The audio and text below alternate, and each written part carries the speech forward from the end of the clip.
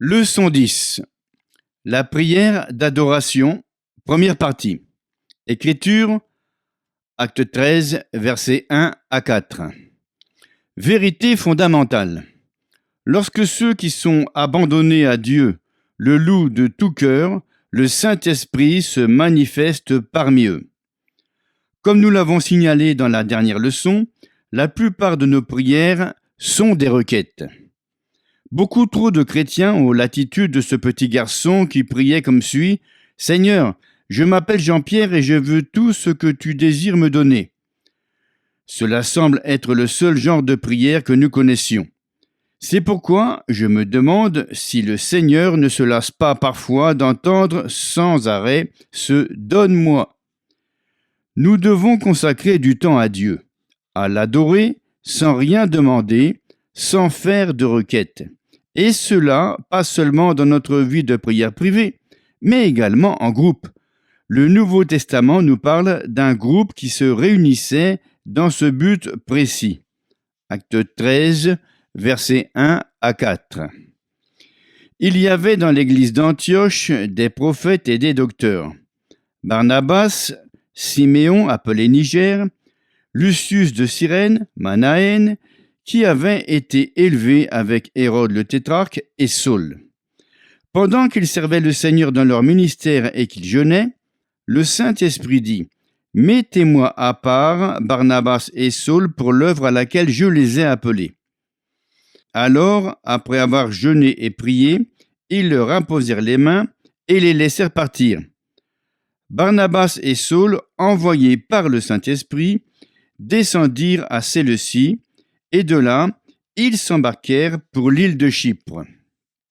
De nos jours, lorsque nous tenons un culte dans l'Église, généralement, c'est pour nous bénir les uns les autres. Très peu de nos cantiques s'adressent au Seigneur. Nous les chantons pour nos frères et sœurs. Même les solos sont destinés à l'édification de l'assemblée plutôt qu'à Dieu. Nous prions, avant tout, pour présenter nos requêtes à Dieu. Nous lui demandons d'agir, de se manifester parmi nous et de pourvoir à nos besoins personnels. Quand le pasteur se lève pour donner le message, il ne le fait pas pour rendre un culte à Dieu, il sert l'assemblée. Si nous consacrons un moment au Seigneur à la fin de la réunion, nous l'utilisons généralement pour lui adresser des requêtes supplémentaires. Cela signifie que nous n'allons pas nécessairement à l'église pour adorer le Seigneur, mais pour prier et disposer Dieu en notre faveur. Pourtant, les chrétiens dont nous entendons parler en Acte 13 se réunissaient pour servir Dieu et pour jeûner. Il s'agissait de plusieurs personnes, parce qu'il est écrit « pendant qu'ils servaient le Seigneur », au pluriel, dans leur ministère et qu'ils jeûnaient. Il est question de la véritable prière d'adoration. Le désir de Dieu d'être loué. Dieu a créé l'homme pour qu'il vive en communion avec lui. Il l'a façonné pour son propre plaisir. Il est vrai que le Seigneur s'intéresse à notre bien-être et qu'il veut pourvoir à tous nos besoins, mais il désire en plus l'amour et l'adoration de ses enfants, ainsi que la communion avec eux. Il est notre Père, car nous sommes nés de Dieu. Aucun père terrestre n'a jamais pris autant de plaisir à la compagnie de ses fils et de ses filles que notre Dieu. Lors d'une campagne de réveil, j'ai décidé un jour d'apporter certaines modifications à nos réunions. Au bout de 6 semaines, j'ai déclaré un soir à l'Assemblée : « Changeons nos réunions. Passons 3 soirées pendant les 2 semaines qui nous restent à adorer le Seigneur. » J'ai poursuivi : « Il se peut que je lise quelques écritures et que je fasse un commentaire, mais je n'ai pas l'intention de prêcher. Nous n'adresserons aucune requête à Dieu, nous nous assemblerons pour nous attendre au Seigneur, pour lui rendre un culte et pour l'adorer. Si vous n'êtes pas d'accord, ne venez pas participer à ces soirées-là. Il ne s'agit pas de chercher la face de Dieu pendant 10 minutes. Je veux que nous venions avec la pensée de consacrer au moins 1 heure à la prière, voire plus. Nous rendrons un culte au Seigneur. Nous le louerons, nous lui dirons combien nous l'aimons et nous le remercierons pour sa bonté et sa miséricorde. On aurait pu s'attendre à ce que l'assemblée soit moins nombreuse au cours de ces soirées-là, mais il n'en a rien été. Il est venu autant de monde pour louer et adorer le Seigneur. J'ai découvert que les fidèles étaient désireux de chercher la présence de Dieu. Dans cette atmosphère, Dieu a pu agir d'une manière exceptionnelle.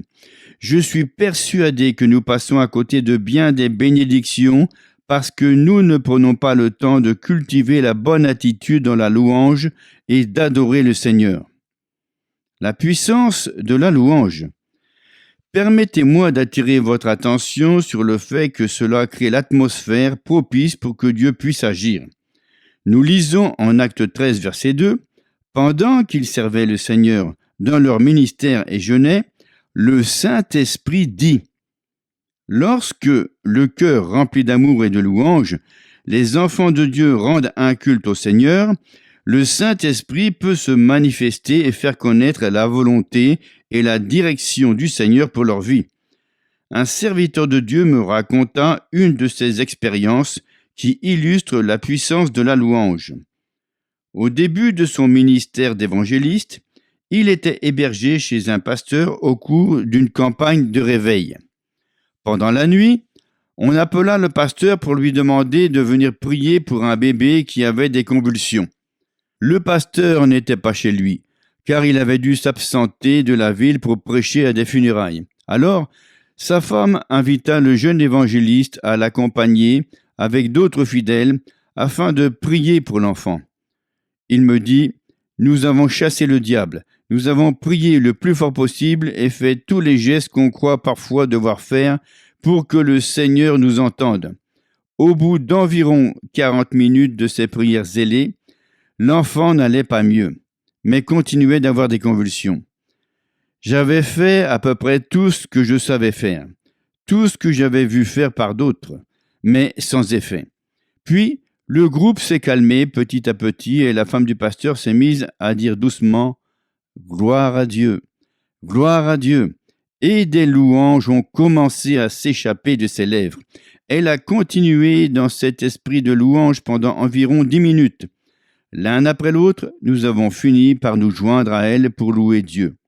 Dans cette ambiance de louange, les convulsions du bébé ont cessé et il s'est endormi. Nous nous tenions autour de lui en nous réjouissant. Mais, comme nous parlions, l'enfant s'est réveillé et est retombé dans des convulsions. Nous nous sommes inquiétés et avons recommencé à prier et à chasser le diable. Nous avons oint l'enfant d'huile et lui avons imposé les mains.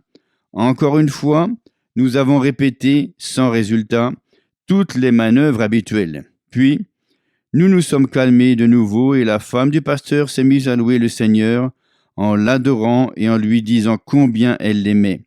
Nous avons pris exemple sur elle et, peu après, les convulsions se sont arrêtées et l'enfant s'est rendormi, parfaitement rétabli. Cette nuit-là, j'ai été témoin de la puissance de la louange. Voici une illustration qui montre que la louange est efficace quand rien d'autre ne réussit. Alors que ces croyants, tout comme ceux de l'Église primitive, servaient le Seigneur dans leur ministère, le Saint-Esprit agit et manifesta la toute-puissance de Dieu. Texte à apprendre par cœur. Après l'avoir adoré, ils retournèrent à Jérusalem avec une grande joie et ils étaient continuellement dans le temple, louant et bénissant Dieu. Luc 24, versets 52 et 53. Pensez à vous abonner et à partager avec vos amis et vos proches le chapitre de ce livre sur la prière.